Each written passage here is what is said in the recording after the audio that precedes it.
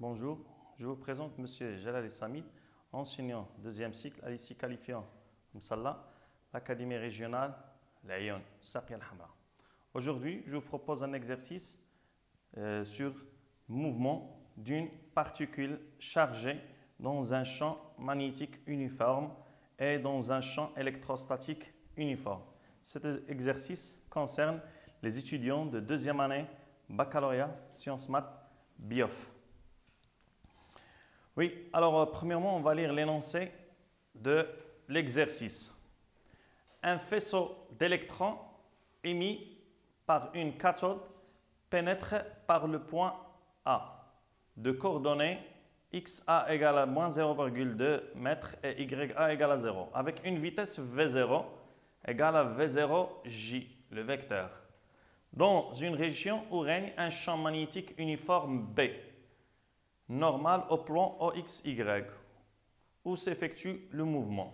L'électron quitte le champ magnétique en C avec une vitesse Vc pour aborder une zone où règne un champ électrostatique uniforme E pour en sortir du point D de coordonnées YD égale à 0, XD égale à 0,2 m avec une vitesse VD.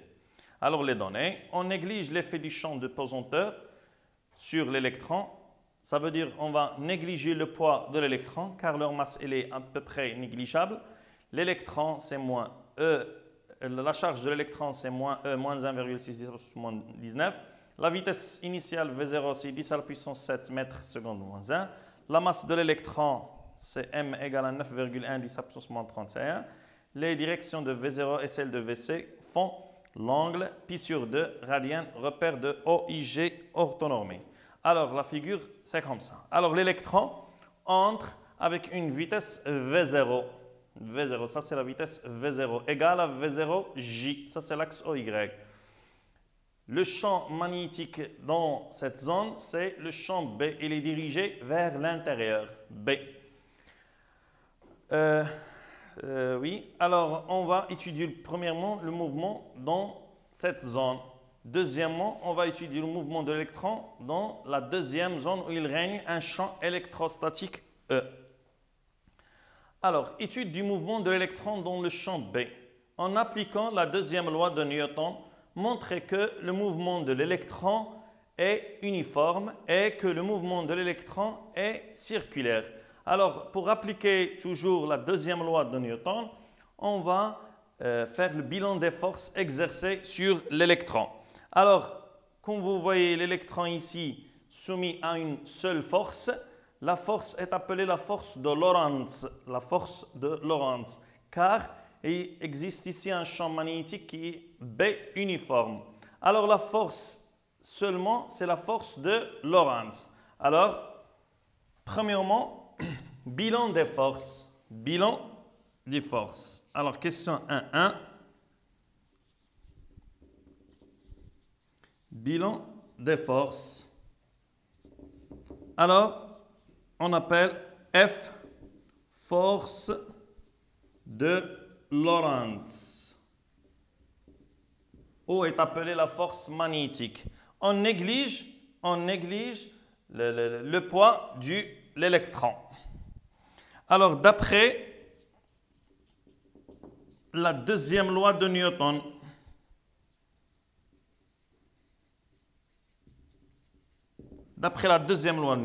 la force F égale à MAG. L'expression de la force F, comme vous savez, c'est Q fois V vectoriel B, le produit vectoriel. Q c'est la charge de l'électron, V c'est la vitesse, vectoriel B égale à MAG, la MA. Alors, d'après cette relation, l'accélération AG égale quoi? C'est Q sur M, V vectoriel B. Q sur M, V vectoriel B. Alors, d'après cette expression vectorielle, et comme vous voyez en mathématiques, que le vecteur AG elle est perpendiculaire à V et perpendiculaire en même temps au vecteur B. AG est perpendiculaire à V et perpendiculaire à B.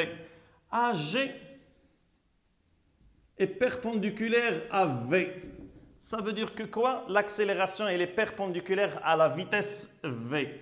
Ça veut dire que AT, l'accélération dans la base de frein, l'accélération tangentielle AT égale à 0. C'est-à-dire que T de V sur D de T égale à 0. Alors, puisque la vitesse, la dérivée de la vitesse égale à 0, alors d'où la vitesse reste constant. Alors, le mouvement de l'électron dans la partie où il y a un champ magnétique B est un mouvement uniforme. Mouvement uniforme. Alors, mouvement uniforme. Alors, maintenant, on va représenter la force F ici. On va représenter la force F ici au point A. L'électron entre avec une vitesse V0. On va représenter la force F. Alors, pour représenter la force F, il faut utiliser la méthode de la main droite. La méthode de la main droite. Alors, la charge de l'électron, elle est négative. Alors, ça c'est le sens de la vitesse.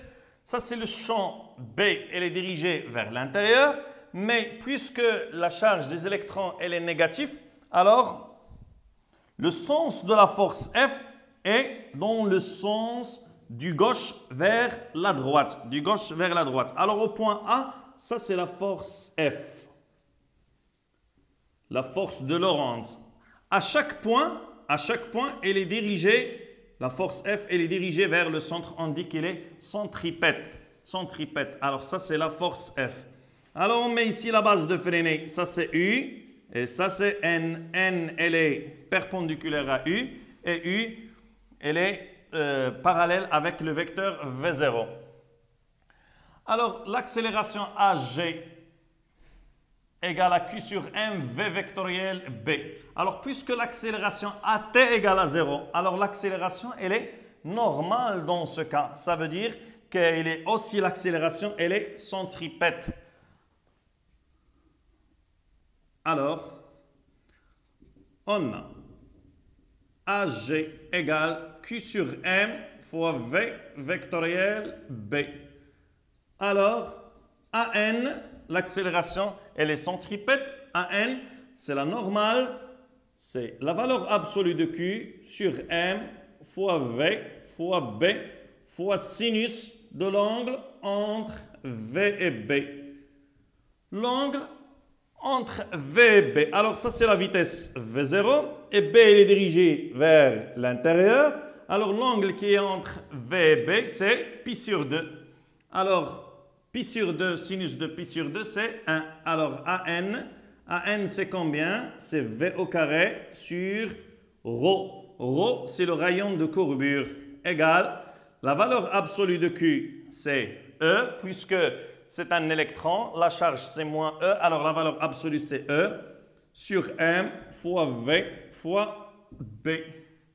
Alors nous pouvons simplifier V avec V, alors ρ égale, c'est M fois V sur E fois B. Alors le rayon de courbure reste constant. La masse de l'électron c'est constant, la vitesse est constante, le champ magnétique elle est uniforme alors que leur intensité aussi est constante B. Alors E est constante et B est constante. Alors le rayon de courbure elle est constante. Alors la nature de trajectoire de l'électron dans le champ magnétique B, puisque le rayon de courbure reste constant, alors mouvement circulaire. Alors nous, on doit montrer que le mouvement de l'électron est circulaire. Alors, le mouvement de l'électron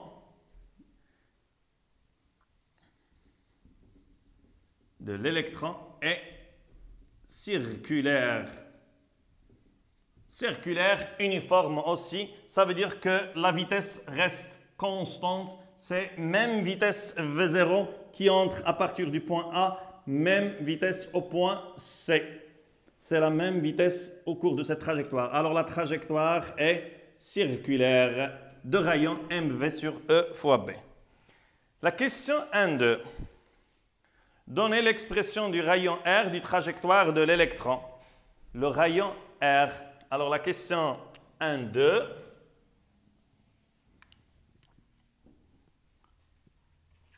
Le rayon R.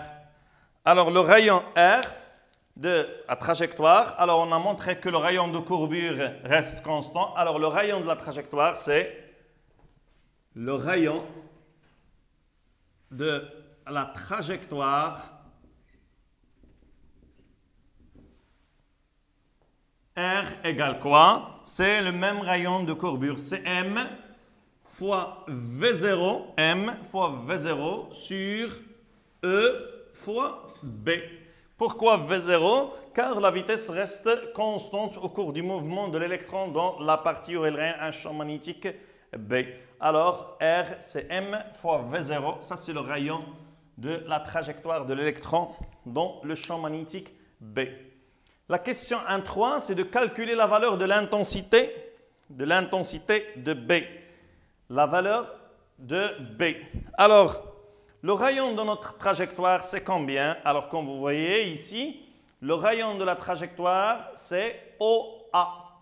OA. Et on a les coordonnées du point A. Alors, les coordonnées du point A, c'est combien? C'est XA égale à moins 0,2 mètres, YA égale à 0. Alors, le rayon R, c'est OA égale à la valeur absolue de XA, car XA, il est négatif. Et on va déterminer la valeur du champ magnétique B à partir de l'expression. Alors, 1, 3.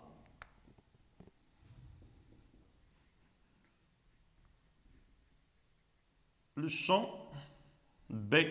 Alors, la valeur de l'intensité du champ B. Alors, on a R, le rayon R, égale quoi? C'est la valeur absolue de XA. La valeur absolue de XA, c'est combien? C'est 0,2 mètres. Ça, c'est la valeur du rayon. Et on va déterminer la valeur du champ magnétique B à partir de cette expression. Et B égale quoi à partir de cette expression? C'est M fois V0 sur E fois R. M fois V0 sur E fois R. Application numérique, B égale, la masse de l'électron, c'est 9,1 10 à la puissance moins 31 kg. Alors, toutes les unités doivent être en système international. La vitesse V0, c'est 10 à la puissance 7 mètres par seconde. La charge de l'électron, c'est 1,6 10 à la puissance moins 19. Et le rayon R, c'est la valeur absolue de XA, c'est 0,2 mètres. Alors, toutes les valeurs doivent être en système international. Alors, la valeur de B, c'est 2,84 10 à la puissance moins 4. Alors, l'unité du champ magnétique B, c'est Tesla. Alors, à peu près, c'est 0,284 millitesla. Alors, c'est 2,84 10 moins 4 Tesla. Alors, ça, c'est la valeur du champ magnétique B. Alors, à partir de l'expression du rayon, nous pouvons déterminer la valeur de B. Alors, nous pouvons déterminer la masse, nous pouvons déterminer V0, etc. Alors, à partir de l'expression, vous pouvez déterminer plusieurs valeurs. Oui, la question 1.4. La durée, déterminer la durée delta T1 du mouvement de l'électron dans cette zone. Alors, on va déterminer la durée. La durée ici, la durée du mouvement. Ça veut dire qu'à partir du point A jusqu'à le point C.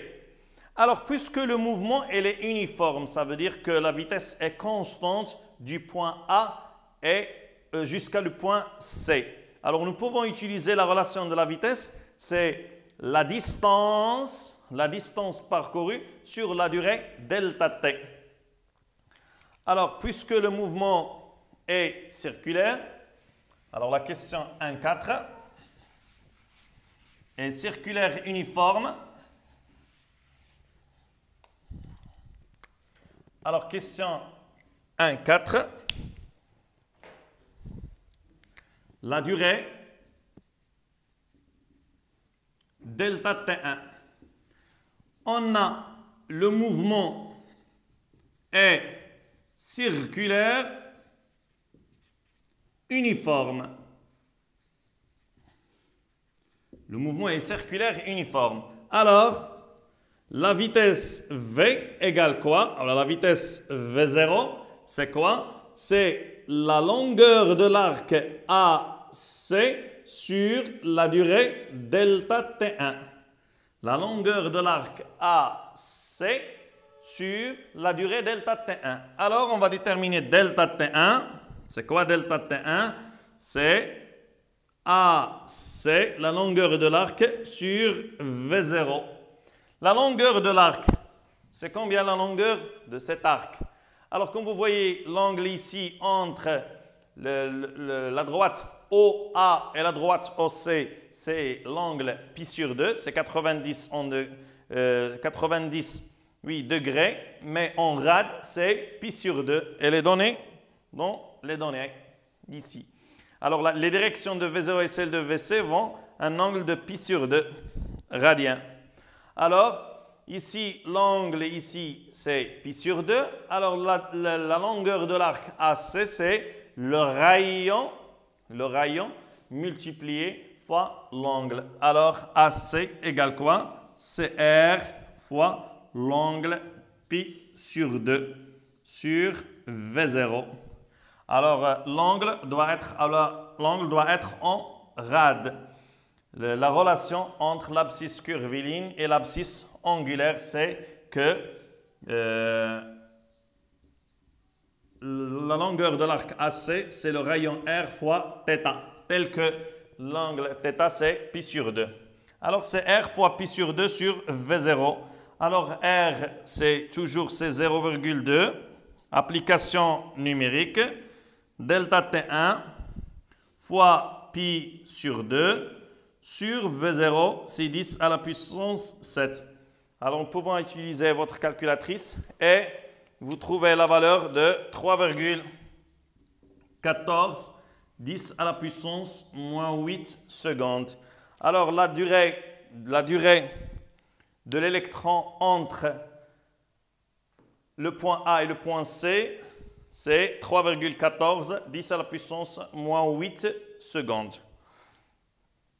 Alors, on passe à la deuxième partie. Alors, maintenant, l'électron atteint le point C avec une vitesse V0. Le vecteur VC effectue un angle de 90, alors pi sur 2 avec l'axe OY. Alors maintenant, l'électron entre dans la partie où il règne un champ magnétique, un champ électrostatique E. Alors, étude du mouvement de l'électron dans le champ E. On prend comme origine des dates t égale à 0, l'instant d'arrivée de l'électron au point C. Alors, on va prendre que le point C, c'est comme origine des dates, c'est l'instant t égale à 0. Oui, la question c'est quoi? La question de 1.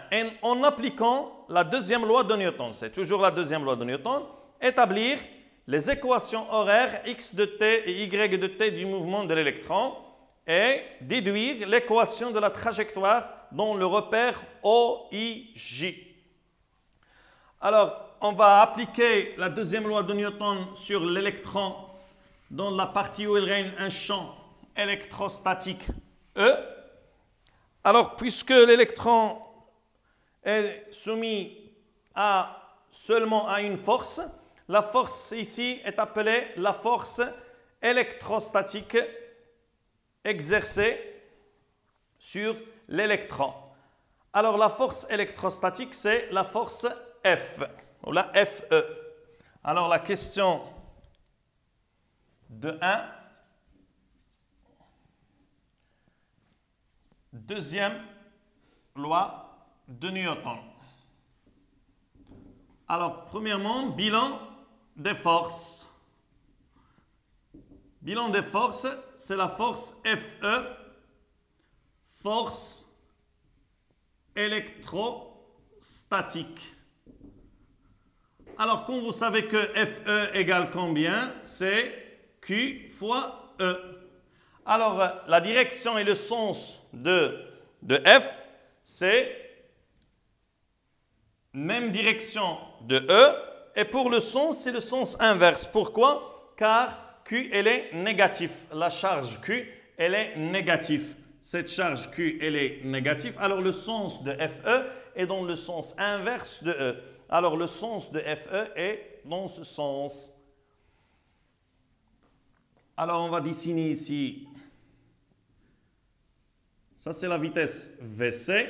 Alors, l'électron entre et entre dans une partie où il y a un champ magnétique, un champ électrostatique E.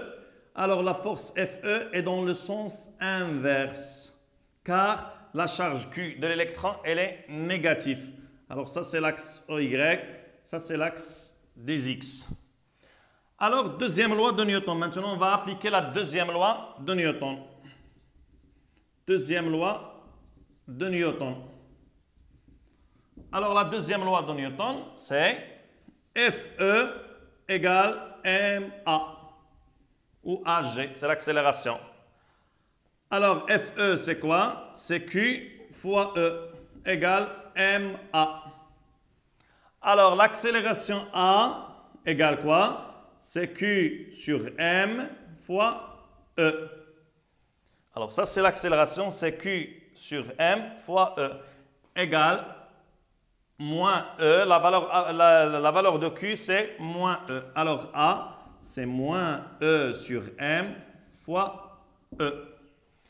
Alors, maintenant, on va projeter la relation vectorielle de l'accélération sur les axes OX et l'axe OY. Alors, ça, c'est l'expression de l'accélération.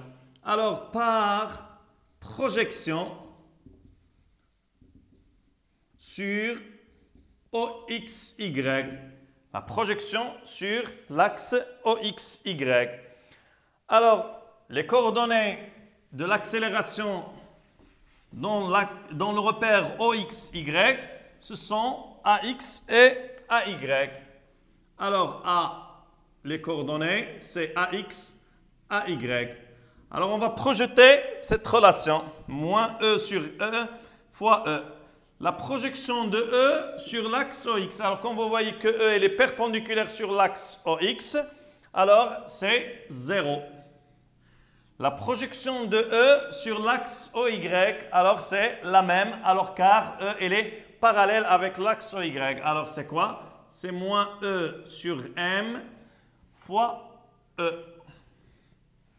E, c'est la valeur du champ électrostatique E.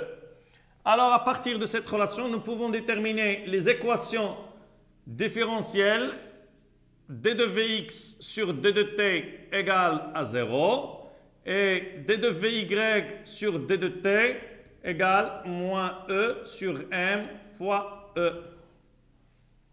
d de Vx sur d de t égale à 0, alors ce sont appelées les équations différentielles vérifiées par les coordonnées Vx et Vy. Alors, par primitive ou par intégrale, puisque d de Vx sur d de t égale à 0, alors Vx égale à une constante C1. Et Vy égale quoi? C'est moins E, la primitive de moins E sur M fois E, c'est moins E fois E sur M fois T, plus une constante C2. Alors, C1 et C2, on la détermine en utilisant les conditions initiales. Les conditions initiales de quoi? De la vitesse. Alors, le point C, c'est comme origine des dates. La vitesse au point C, c'est VC.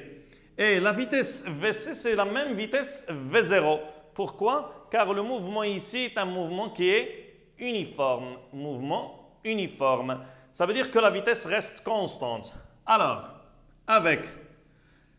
c'est quoi C1? C'est les coordonnées du vecteur VC sur les axes OX et les axes OY. Alors VCX égale combien? C'est VC. Et VC, c'est combien? C'est V0. C'est la valeur de la vitesse V0, car le mouvement il est uniforme. Dans la partie où il règne un champ magnétique B. Et C2 aussi, c'est VCY. La projection de VC sur l'axe Y est nulle, car VC est perpendiculaire sur l'axe Y, alors égal à 0.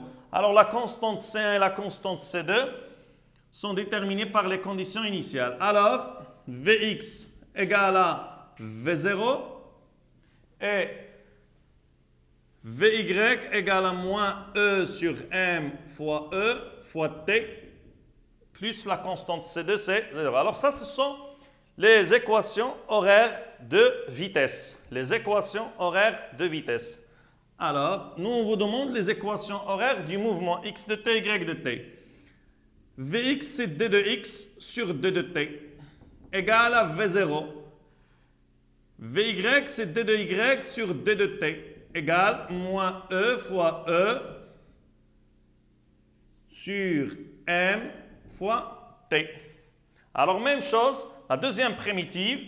Alors, x de t, c'est quoi? C'est v0 fois t plus x0. x0, là, plus une constante. La constante, elle est déterminée par les conditions initiales du point C. Alors, c'est x0, c'est xc. Y de t, même chose.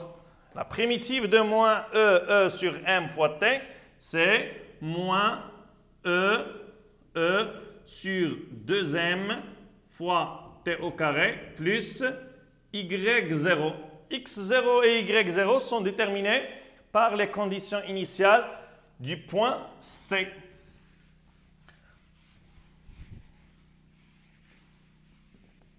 Alors, avec x0, c'est combien? C'est xc. xc, le point C, xc égale à 0. Et y0 égale à yc. C'est combien yc? C'est la distance OC. Et c'est combien la distance OC? C'est le rayon de la trajectoire dans la partie 1. C'est R égale à 0,2 mètres. Alors, les équations horaires du mouvement demandé sont quoi? X de t égale quoi? C'est V0 fois t. Et Y de t, c'est moins E fois E sur 2m fois t au carré plus 0,2. Alors ça, ce sont les expressions des équations horaires vérifiées par x de t et y de t. Alors ça, ce sont les équations. En déduire l'équation du trajectoire. En déduire l'équation du trajectoire dans le repère OIJ. Alors, comment on détermine l'équation du trajectoire? Alors, elle est simple. C'est seulement d'éliminer le temps à partir de x et de le remplacer dans y. Ça veut dire d'écrire la fonction y en fonction de x. Alors, l'équation du trajectoire. Alors, l'équation du trajectoire.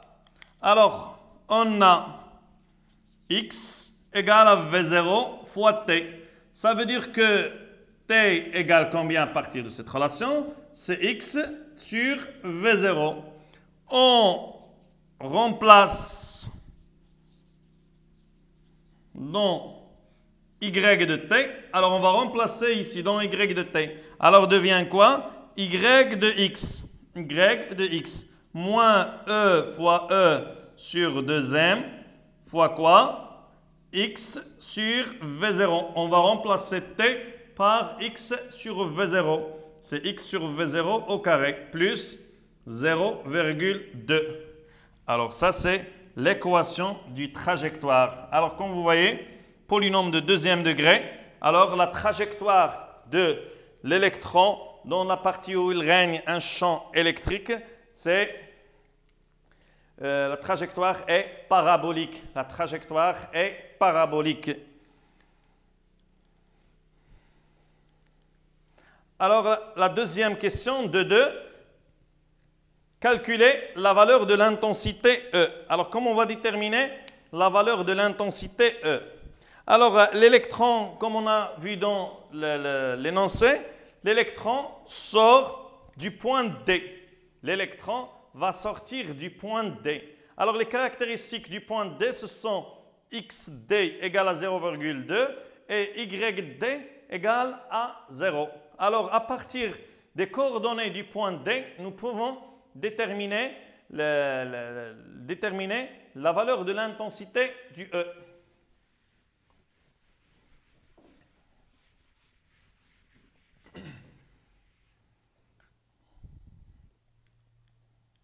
Alors, la question de 2. Au point D. Alors, au point D, on a XD égale à 0,2 mètres et YD égale à 0. Ce sont les coordonnées du point D. Alors, on va remplacer dans l'équation du trajectoire. On va remplacer dans l'équation du trajectoire. Alors, moins E sur 2m fois XD sur V0 au carré plus 0,2 égale à 0. Alors ça c'est Y. On va remplacer X par XD. Nous on cherche sur E.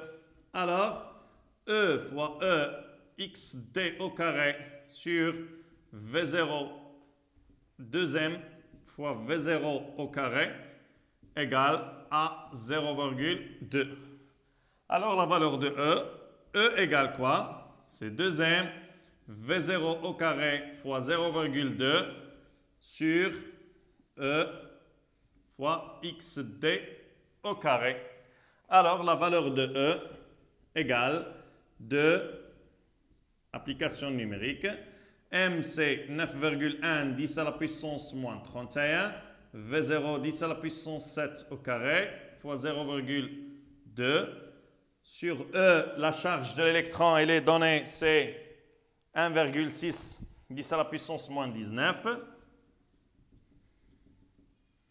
Et la valeur de XD, elle est donnée dans l'énoncé aussi, c'est 0,2 au carré. Alors nous pouvons simplifier ici. Et en utilisant calculatrice, vous pouvez trouver la valeur de E, c'est 5687,05 newtons par coulomb ou volts par mètre.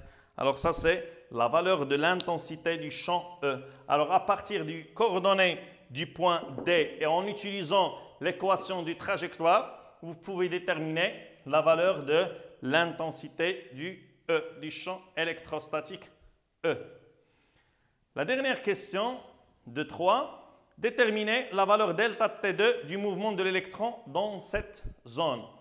La durée delta T à partir du point C. À partir du point C jusqu'à l'électron sort du point D. Alors, c'est combien cette durée? Alors, c'est la même chose en utilisant seulement les équations horaires. Alors, on a XD égale combien? XD égale à 0,2 mètres. Et vous avez aussi l'équation horaire, c'est X de T égale à V0 fois T. Alors, nous pouvons déterminer la durée delta T2. Nous détermine l'instant où l'électron arrive au point D. Nous pouvons déterminer la durée delta T2. Alors, au point, la question de 3, au point D, XD égale à 0,2 mètres. Alors, XD, c'est combien? À partir de l'équation horaire, c'est V0 fois TD égale à 0,2 mètres. Alors, TD, c'est 0,2 sur V0. 0,2 sur V0. TD égale à 0,2 sur 10 à la puissance 7. Alors, c'est 2, 10 à la puissance moins 8 secondes. Alors, ça, c'est l'instant TD. Alors, delta T2, c'est quoi? C'est l'instant TD moins l'instant TC. Alors, puisque on choisit le point C comme origine des dates, alors TC égale à 0. Alors, c'est delta T2, c'est 2, 10 à la puissance moins 8 secondes. Alors, nous pouvons utiliser une deuxième méthode si on remplace dans Y. Si on remplace dans Y. Et vous utilisez YD égale à 0. YD égale à 0. Et vous déterminez à partir de Y l'instant TD. C'est la même chose. C'est moins EE sur 2M fois TD au carré plus 0,2. Et vous déterminez TD. Alors, on va trouver le même résultat. Alors, comme ça, on a traité notre exercice sur l'étude du mouvement dans un champ magnétique et dans un champ électrostatique. Et merci pour votre attention. À la prochaine fois, Inch'Allah.